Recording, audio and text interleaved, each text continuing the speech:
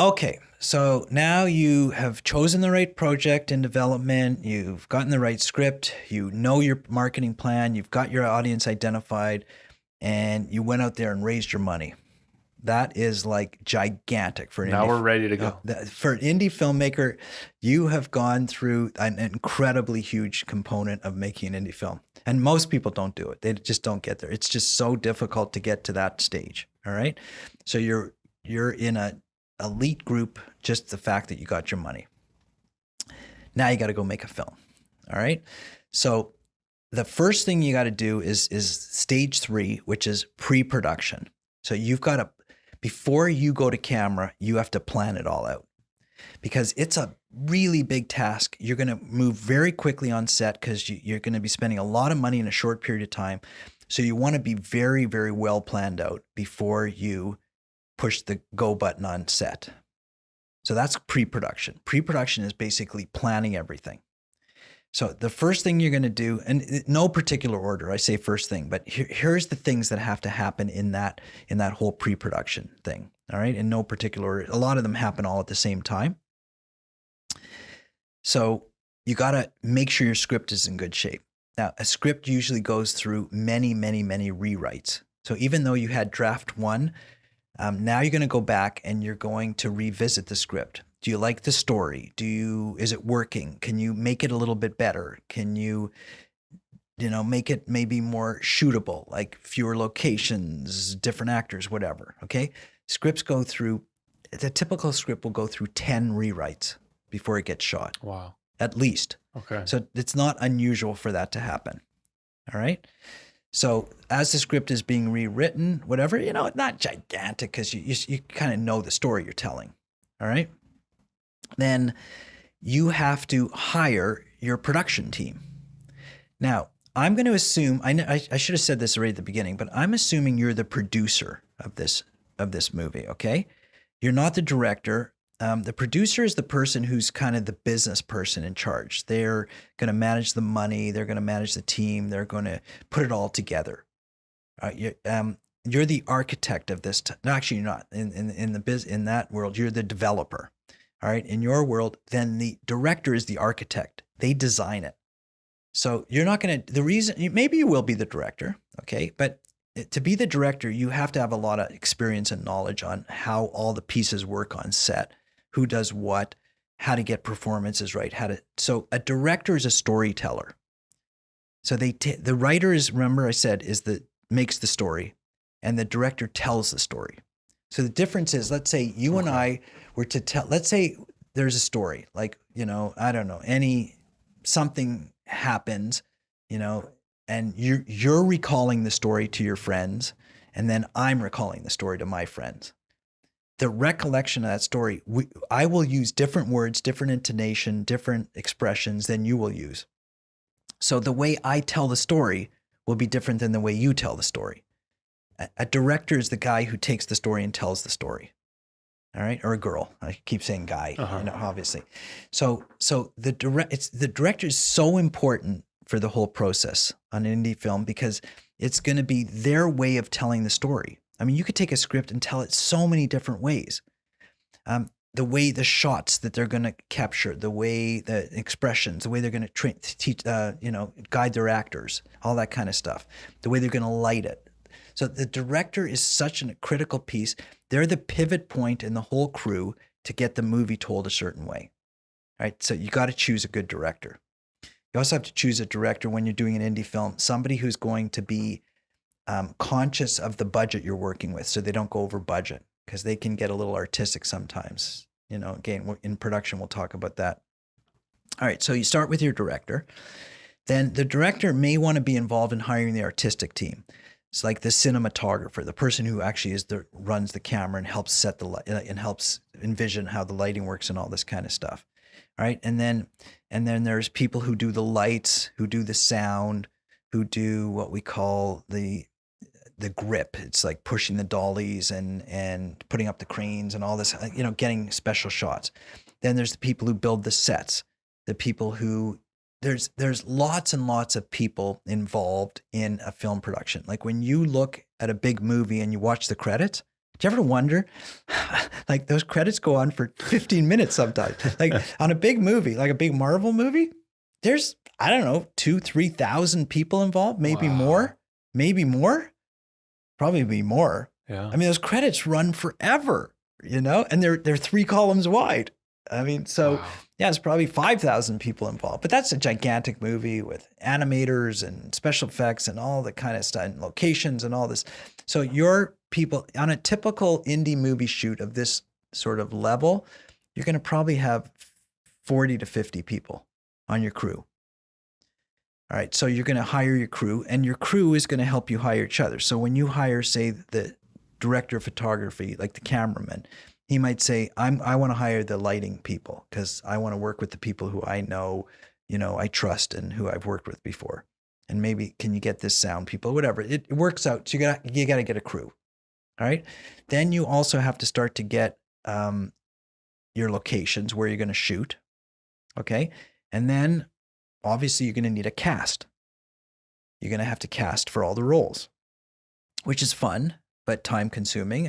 But it's kind of cool to cast. Okay. But I find it heartbreaking because there's just so many darn good actors out there. And, they're all I'd say 80% of the people you're going to look at are all really good. And 20%, are still learning.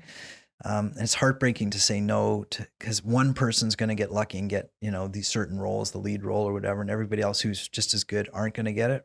But anyway, that's casting. Now, casting is extensive. It's an extensive process. You'll probably use a casting director, probably hire a casting agency or a casting director who will help you reach out to all of the potential actors out there. And it's a whole process on how you do casting. And you give yourself enough time to see everybody and do callbacks and all this kind of stuff. And so they're working on that for you. Very, very extensive process. All right. Then you got to get all your equipment. So a lot of your crew will help you with the equipment, but there might be equipment lists or whatever, and you start to talk to the rental houses and you negotiate that and you get the packages. You're going to need vehicles to carry all the equipment. All right. And maybe the people. As I said, you're going to need the locations because you're probably going to shoot a lot of it on location. Not these kind of movies get shot. They don't get shot in sound stages. Some scenes maybe, but most of it, like, is football fields and actual locker rooms and this type of thing. So outdoors. So you got to secure all those places. You got to decide where you're going to shoot. So if you're going to say, I keep saying the state of Oklahoma, just because I shot there and they were friendly to work with, they have lots of football stadiums, right? So you got to, lots of high schools with football. So you got to hopefully choose one, negotiate it, or look at a whole bunch. And that's called location scouting, looking at all the different places that you're going to potentially shoot and then doing a deal to shoot. Then you're going to need food. Catering is a big thing. You got to feed all your people, your cast and crew on set. So you got to arrange for all the catering. All right. Then you have to arrange things like insurance. All right. Because you have to be insured, your equipment, you have to have liability insurance for your cast and crew. Because if somebody gets hurt or whatever, you have to have workers' compensation. So you have to arrange for all of that kind of stuff. Then in addition to, say, finding your actors and your crew, you have to contract them. So you're going to need legal stuff. You're going to need, and you have to contract locations and your equipment. Everything is a contract.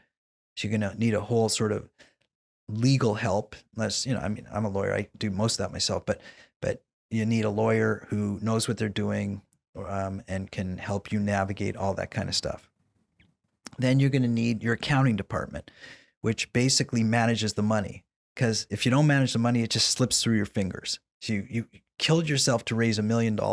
You want to make sure that it gets well accounted for, and it's whoever's handling it is very responsible and honest. And they're going to keep track of all the expenses because there's tons of them. I mean, there's so many things that happen, so many people getting paid on a regular basis, so many things you're using. Like, for instance, the people who are what we call the art department, who are setting up sort of what the look, if we were shooting in an office, what's on the wall, all this kind of stuff. So they have to go buy decorations and props and elements that then they have lots and lots of expenditures in a short time. And everybody does, but so you got to keep track of all that. So you'll need a bookkeeper / accountant who takes care of that. And often you'll have a production office where people sit for the say about a month or so before the production, sometimes 2 months.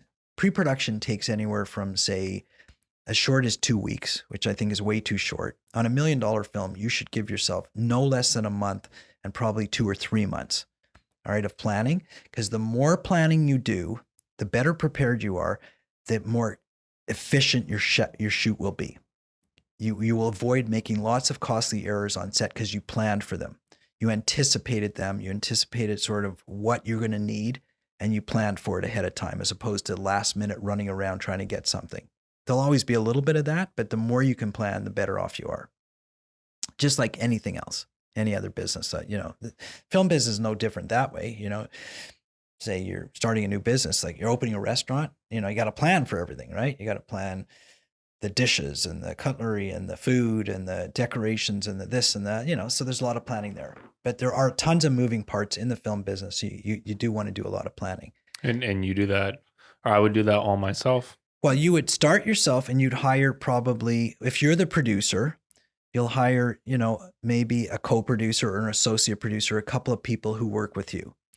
And then you'll allocate tasks. So the first thing you want to do is probably bring on a director, all right? Because that would be the single most important other person other than yourself on the shoot. And they will help guide you in certain things. Like, for instance, when you look for locations, the director's going to have to be involved in that because they're going to be telling the story. So they need to envision what it's going to look like. They don't have to be, but it's better if they are. Okay, actors. I mean, it's really good if a director is involved in casting, because they're going to be, again, telling the story, and they need to see who's going to be acting out these roles. They don't have to be, but it's very, very good idea to have your director involved with everything. Now, the director doesn't have to be involved in the insurance policy you're going to get, or, the truck rentals you're going to do, or they don't need to be, they need to be involved in the artistic stuff. And then you will have other people who will be working for you. So for instance, like a locations manager or location scout. You'll hire somebody. You're not going to go and drive around the whole city looking at all of these football stadiums. You're going to hire somebody to do that. And chances are they'll already have them in a database already. So somebody will be working for you in your locations department, and they'll go scout it out. And they'll say, hey, Mike, we found these 3. We looked at 20 stadiums. These 3 look the best according to what you described you want and the director wants. Let's go look at these. Or here's some photos. Take a look at these. That's some photos. And we spoke to these people, and they'd be willing to play, to let us shoot the movie there. So they do that. There's just too much for one person to do. You have to delegate to lots and lots of your role as a producer is just to monitor, to delegate to everybody, to have good people, to delegate to them, and to make sure they're doing what you hired them to do. Okay. And it's a lot of work.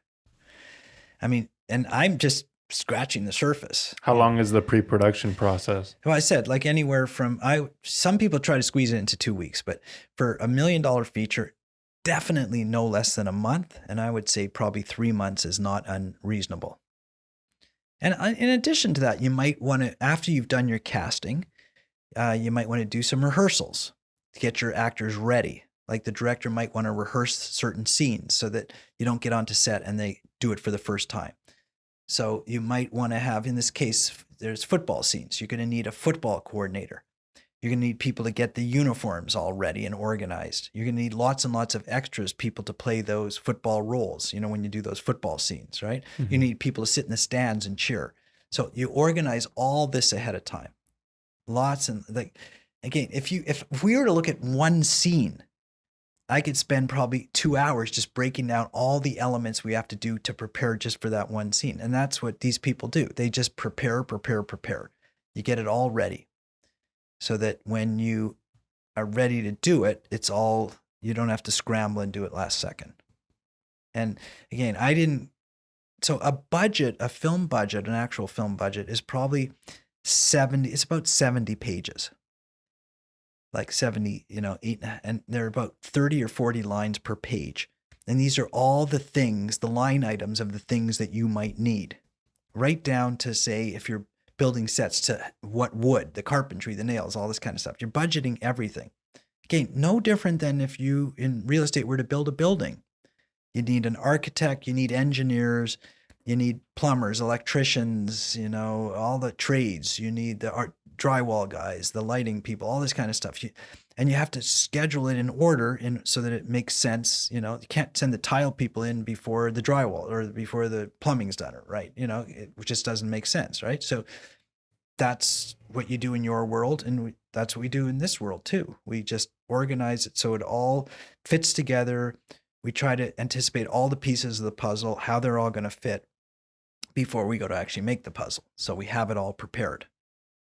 And there's lots of it. Like I say, there's 70 pages worth. Now, you're not going to need it all. And some of it is after the fact, post-production. On a low budget indie film, which this would be, like $1 million film, there's lots of moving parts. There's not as many as there would be on a $100 million Marvel movie, but there's lots of moving parts. So that's what pre-production is for. Plan, plan, plan. The more you plan, the less aggravation you have after the fact, the better chance you have of succeeding and making a really good movie in the time frame you have. Okay. Makes sense? So it sounds like that's more of the brainstorming, planning, and then the next step would be actually filming. Correct. Okay. Yep. That's pre-production. That's a lot in there. Hiring a lot of people. Tons of people. Coordinating. Yep. Who's coordinating all that? You are, or people you hire to. Yeah. In the case of, say, your camera team, then one of the camera people is doing it. The lighting team, one of the lighting. So at what we call a department. So a camera's a department, lighting's a department, sound's a department, art's a department. So these are all what we call departments. And each of them might have 3, 4, 5, 6 people or more, 10 people. So on each one will have what we call a department, a key or a lead. So they'll be the head of the department. We usually call them a key. There's different terms. Kind of like a manager or supervisor. Supervisor. The manager, the supervisor of the department. Okay. They're the head person. Okay. And that's who coordinates each department. Okay. That's pre-production.